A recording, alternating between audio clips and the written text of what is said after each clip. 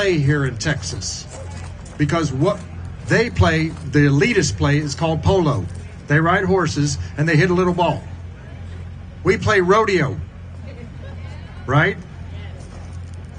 That's a different game. And this is, I'm going to give you the keys to the castle hill by the end of this. I'm going to bring it together. I'm going to explain what's happened as I see it. Just Pete Chambers, a soldier. But I'm going to build up to that, because you have to understand that what's happened is that we as a nation, through COVID, through all these other crazy schemes of the enemy, after our food, after our water, after our skies, they tried to put chemtrails the morning of the Dripping Springs rally. They came across with chemtrails that morning to make it gray. Guess what? It was beautiful, because God came through. Because God is going to win this. But understand this, that they used to talk about this thing early on in this. Remember the word cognitive dissonance. Nice, smart people. Well, that means, well, I'm not supposed to have this on the screen, it's my dip, but that means that I used to dip 2 rolls of snuff a week.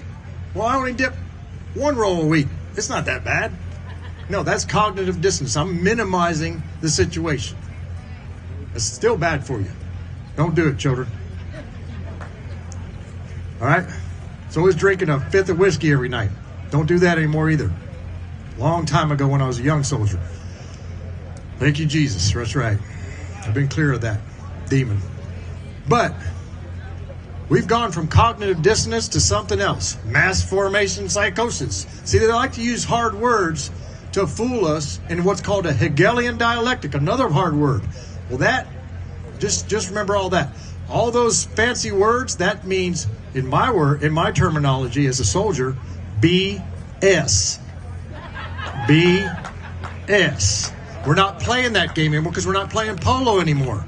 We're playing rodeo, because we're Americans and this is Texas, by God.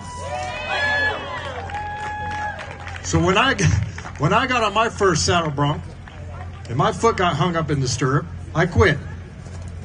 And I said, I think I'll be a soldier. It'll be a little easier. Truth.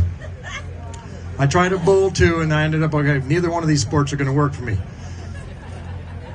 But now we're to the 3rd phase of this thing. Now we're in Stockholm Syndrome. Okay, now this means that you've been captured and you're a prisoner of war. All right, prisoner of war, POW, just like a soldier. You go down range, you get captured, you're prisoner of war. What did they teach me in the Green Berets when I was going through training? It's called SERE. Survival, Evasion, Resistance, and Escape. SERE. The last phase of that, you're in what's called the Gulag phase. You're a prisoner of war. You've been running for 2 weeks in the woods with dogs like this chasing you. They put a bag on your head. They put you in a little tiny box. They beat the heck out of you. I was a senior ranking officer, so I got talked to a lot.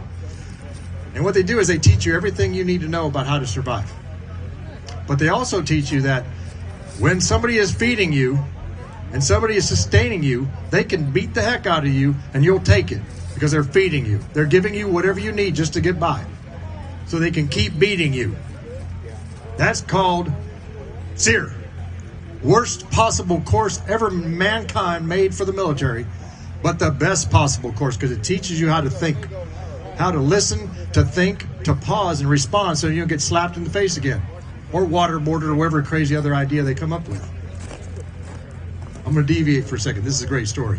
So when I went to SERE, there was this dude. He was about that big, and he had his name tape on it that said Chaos. Right? Now, this is a simulation camp, but by 3 weeks, you're really getting tired. You've been running in the woods, drinking pine needle tea out of North Carolina, and you're just trying to run and survive, and then they capture you.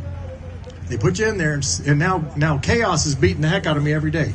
I bit down and broke my tooth right there, right now, because he was hitting me. They can hit you. And I finished SERE, and I graduated the Q course. That's the qualification course. And the first unit they put me in, we were allowed to go back and train against the SERE cadre. We had to go rescue the students. We went in and rescued them. Now, they knew we were coming. It's a scenario, but the students don't know that. We come